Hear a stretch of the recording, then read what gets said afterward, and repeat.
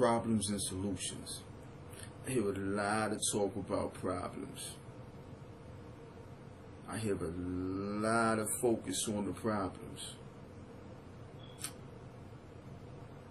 Not so much when it comes to solutions.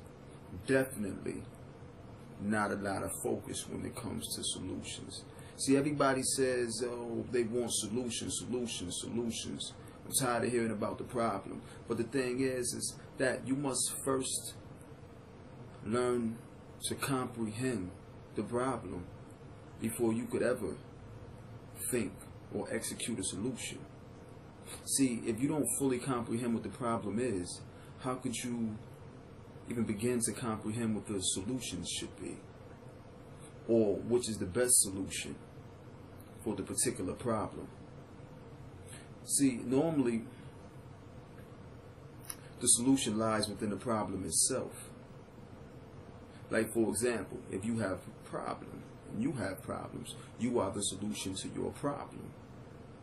Apply that outside of yourself as well. If there's a problem, you are the solution to the problem. You have to be the solution that you want to see. Just like you have to be the change that you want to see. Now, solutions require discipline, dedication, detachment, focus, stick-to-itiveness. And if you lack any of the above, then a solution isn't possible for you to achieve. See, we've been programmed to want something for nothing. We want results, but we don't want to give in order to get the results that we want to see. It's cause and effect. You have to give in order to get, push and pull. So, a lot of this is the result, or this is the result of our detachment from nature and our attachment to the unnatural, which has been a problem for a very long time. Even with the Moors, you had the natural Moors and you had the unnatural wars, and that's what most of the conflict was about. Those that lived under natural law, divine law, or laws of nature or the divine creator, versus those who wanted to impose man-made laws and oppress man with law because they wanted to build their so-called kingdoms and empires and dynasties. So class systems were created, and then so was inequality and everything else that comes with dynasties, empires, and class systems, social orders, things of that nature.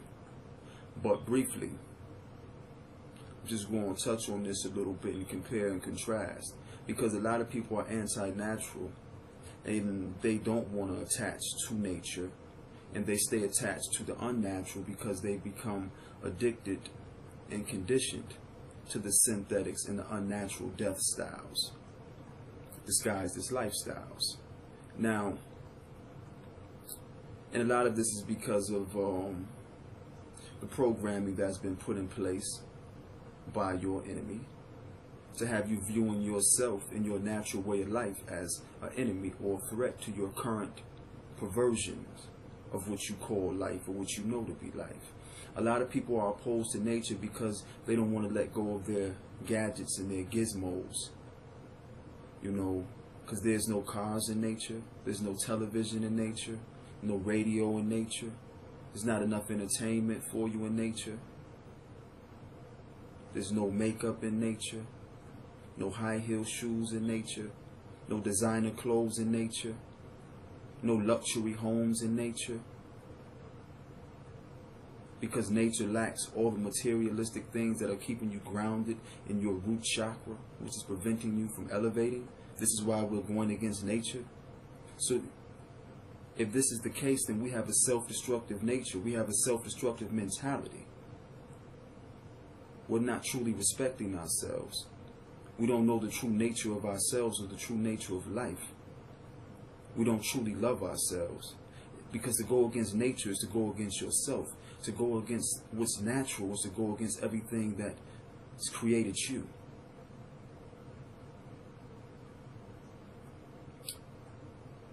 Now, do you really need these things that I named? Or are they just distractions that are keeping you dumb, deaf, and blind in a state of triple darkness? Think about that. See, they don't have these distractions when you look at natural civilizations.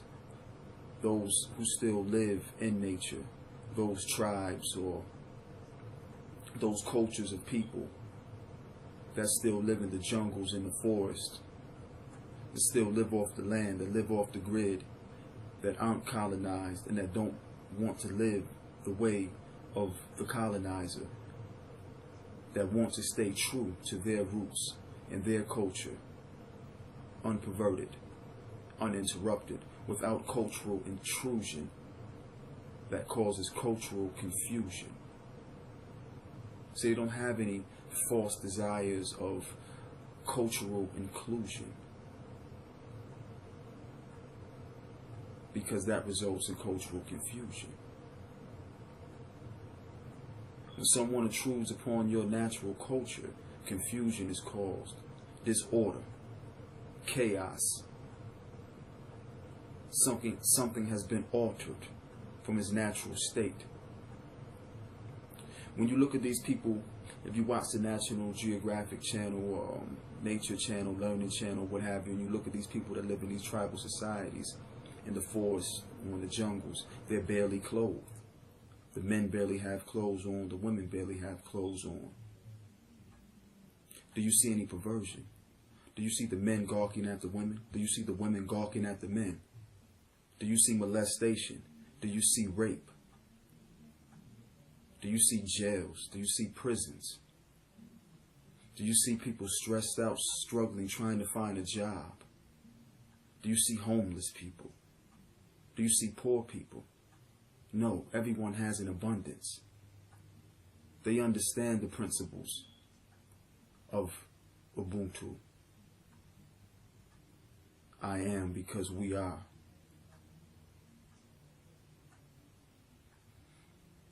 It's togetherness, it's unity.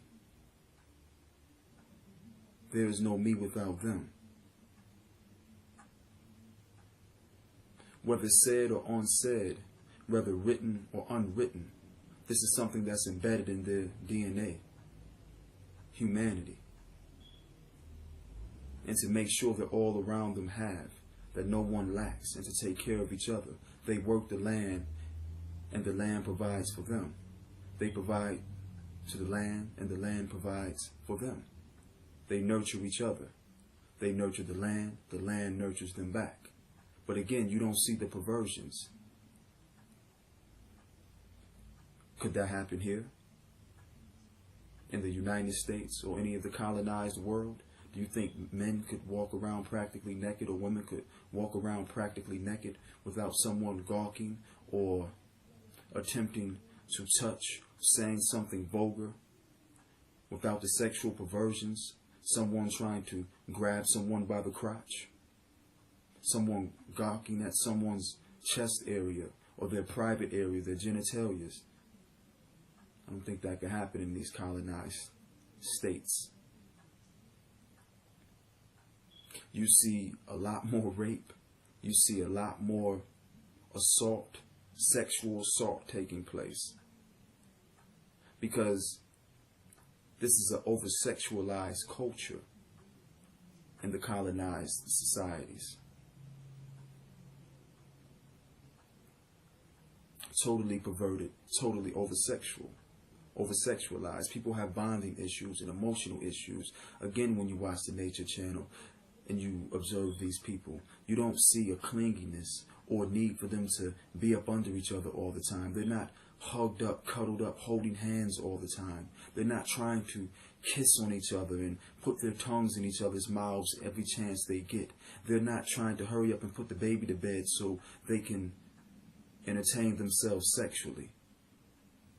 They're not sending their kids off to babysitters to their parents so they can go out and entertain themselves in low vibrational activities. No. None of this takes place. They don't even have these thoughts. These concepts don't even cross their mind. These people probably don't even have a concept of sin, a concept of perversion or rape or sodomy. Because nature has protected them from these perversions. They've went unexposed to these perversions. And constantly you see these Europeans trying to invade their space, trying to expose them to their perversions, trying to convert them, on a mission to convert them or to pervert them to their unnatural ways. So we need to look at these things, and we need to realize that just because someone is mentioning or saying go back to nature, that it doesn't mean that you have to live like hut houses and different things like you see on television. You have solar power. You have hydroelectricity. You have all the resources you need to build. All of the necessities that you need for food, clothing, and shelter. Leading to love, peace, and happiness. Also freedom, justice, and equality. See, it's a lot easier to obtain the 12 jewels in nature than it is in this unnatural world, this unnatural society. Those jewels get lost. The jewel is inside of yourself, so then you become the lost jewels. The lost jewels of light. The lost jewels of Israel. Your light lost in the dark. Illuminate. Illuminate. Go back to nature, family. Going back to nature is the universal solution to the problem. See, the problem is this parasitic system that we've been so attracted to living in, that we've become so addicted to being a part of, that we don't want to detox and let go of. But we have to learn to be self-sustainable. We have to learn to live off the land. We have to learn to live off the grid. We have to learn to live without their system. We have to learn to live. Because this isn't living. We're in captivity, but we don't even realize it. We're like the horse tied to the chair. He doesn't realize that any moment we choose to move, we can do so. We think we're bound to that chair because we see that rope there. We don't realize we have the strength to unbind ourselves from the shackles or the ropes that bind us. Because they only bind us because we allow them to. Have we turned into the cattle that has been so conditioned, so domesticated, so dependent, that if you left the gate open, we refuse to leave because we don't know how to survive off of the farm? We don't know how to survive without being livestock, cattle, chattel slaves,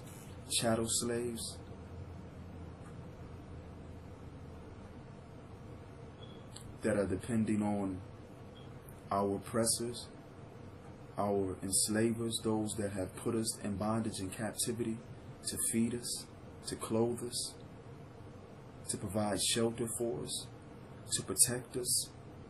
This is insane. This is insane.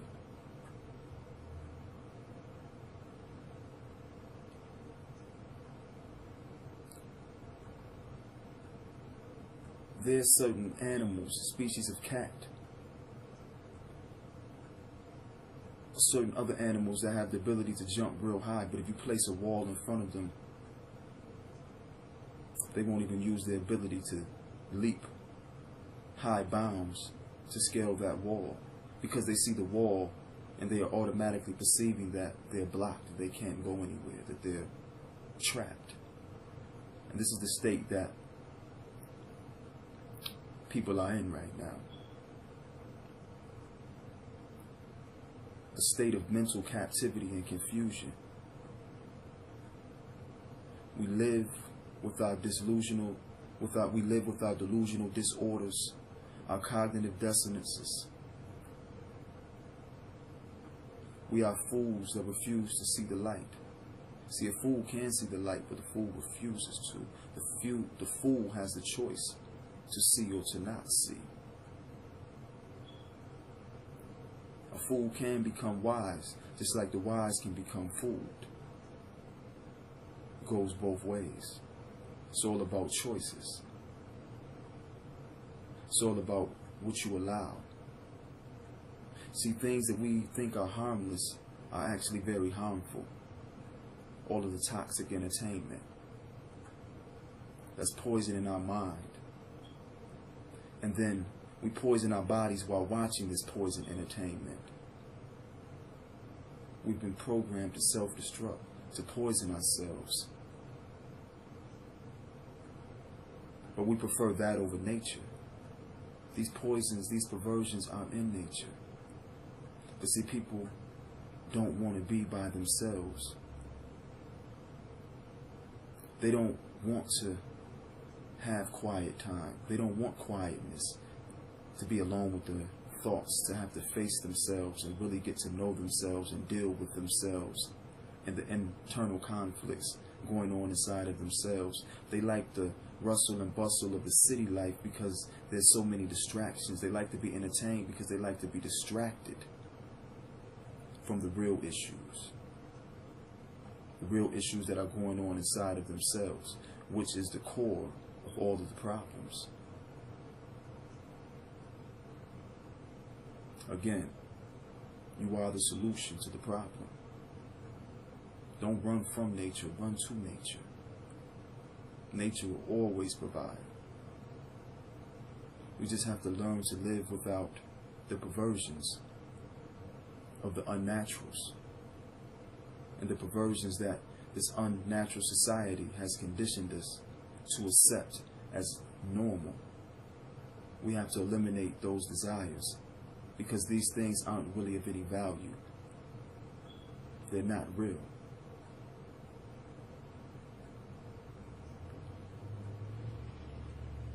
So with that being said, family, wholeness, rise and be greater.